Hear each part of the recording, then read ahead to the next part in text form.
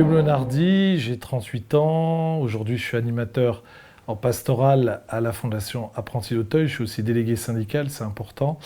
Je suis marié, j'ai 4 enfants et voilà, et c'est cool.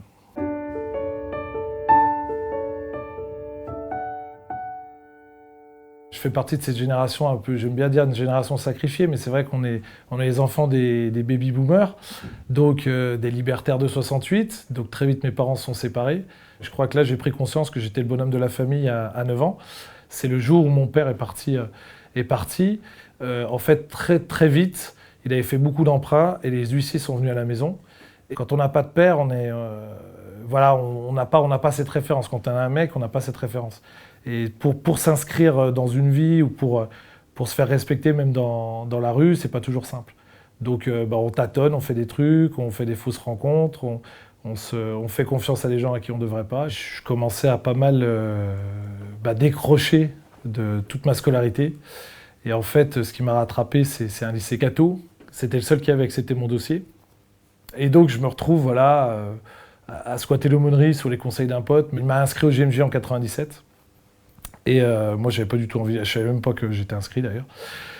Et donc, je me retrouve là-bas, marcher avec des sœurs, des frères, tout ça, enfin bon, la galère. Et je me suis pris une première gifle avec une confession, ça c'est important, une confession. Et à travers le prêtre, et c'est ça que j'ai vu chez les cathos, peut-être, mais qu'un homme était capable de tout entendre pour l'amour de Dieu. Enfin, au début, je lui dis, mais on a combien de temps? Parce que ça va être long. Il me dit, pourquoi? Je fais, je sais pas combien il y a de péchés possibles, mais moi, je pense que j'en ai commis à peu près l'essentiel. Et sans rigoler, parce qu'au début, j'étais en confiance, et en même temps, je me dis, mais il va pas pouvoir entendre tout ça. Donc à la rigueur, presque autant qu'il me vire. Je m'attendais à me faire virer d'ailleurs. Et il me dit, bah non, fais des packs. Alors tout ce qui concerne le vol, tout ce qui concerne le sexe, enfin voilà, c'était vraiment la miséricorde qui venait à moi. Vraiment intérieurement, il y avait de l'ordre de l'amour inconditionnel, voilà, du père qui donne tout, quoi. C'est la pénitence qui a été hardcore. C'était voilà, dire je t'aime à ma mère. Et ça, il aurait pu me donner 40 chapelets, 70 fois la Bible à lire, j'aurais préféré. Et là, pour le coup, parce que bon, moi aussi, je l'avais fait beaucoup de mal, et notamment des violences et tout, et d'arriver à pouvoir dire ça à sa mère, là, je dis, il n'y a que Jésus qui a pu faire ça.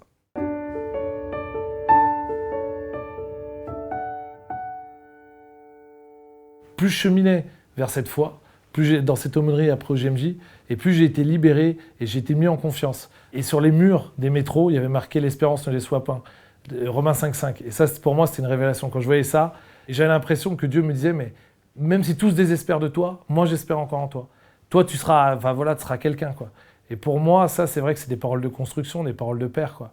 Le gars qui pourrait toute sa vie se culpabiliser, se presque se justifier de ses mauvais actes, il est de plus en plus rejoint par ce Dieu qui lui dit je crois en toi, frère, je crois en toi, et vas-y, quoi. Et ce que ça a changé dans ma vie, c'est à croire que moi aussi, déjà, je pouvais être père un jour. Parce que souvent, on est là, c'est des choses qui font peur. C'est vrai que cette espérance-là, qui est Dieu, m'a rejoint et m'a dit voilà, tu as aussi, toi aussi, à être un repère. Je pense que dans tout mon parcours, il y a eu ça. Ça veut dire cette espérance qui revenait, et cette espérance d'un Dieu qui avait parié gros sur moi.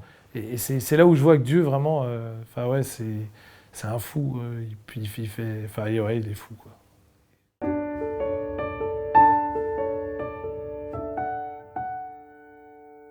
J'ai vraiment cette chance d'être à proximité de cette jeunesse qui, pour moi, sont les prophètes de la prophétie de Joël, de la Pentecôte. Et je pense que ces jeunes, ils cherchent vraiment à ce qu'on apprenne à savoir qui ils sont, vraiment au plus profond d'eux. Et qu'il y a, pour moi, que Dieu qui peut aller chercher le meilleur. Et que Dieu, à travers nous aussi. Des fois, il y a des chefs de service, c'est bête, hein, l'animateur, pourtant, c'est le gars qu'on va pas souvent chercher, mais des chefs de service qui venaient me chercher quand des jeunes étaient dans une ultra-violence. Et j'étais à côté de ce jeune, et moi, je sais que j'essayais de prier à ce moment-là. Enfin, je priais parce que j'avais rien d'autre à lui donner, et les mots qui me venaient, je lui donnais. Et le jeune, des fois, c'était incroyable, parce qu'il arrivait à calmer sa violence. Parce qu'il se sentait rejoint par quelque chose. Il sentait que la parole, c'était pas juste un truc que j'avais appris sur un banc d'école. Ah ouais, quand le jeune il fait ça, ou gestion de la violence en milieu conflictuel. Non, c'était la parole qui me venait, parce qu'à un moment, je le répétais, alors un peu comme un slam ou comme un rap, où je disais j'ai confiance en toi, tu peux, t'es quelqu'un de bien, t'es pas comme ton acte, t'es quelqu'un de bien. Et là, le mec, il était... Puis au bout d'un moment, il se calmait un peu. Ou alors, je les prends dans mes bras pour éviter qu'il fasse des violences. Mais je sais que quand je les prends dans mes bras, c'est pas que mes bras. La miséricorde, pour moi, c'est ça. Ça veut dire se faire les bras de Dieu, se faire la bouche de Dieu, se faire l'agir de Dieu. C'est comme dit Saint Jean, à un moment, il dit, on n'arriverait pas à contenir tous les livres de ce que Dieu a fait. Et moi, je pense que dans ma sincérité ou dans ce que j'essaye d'être, Dieu, il va faire à travers moi. Alors à un moment, ça va être une tape sur l'épaule, à un moment, ça va être une parole de reconstruction, à un moment, ça va être un truc. Mais vraiment, il faut que je m'attende à ça. Dieu parle à travers moi, agit à travers moi, fais quelque chose pour que ces jeunes, ils sentent ta main comme moi, je l'ai senti au JMJ.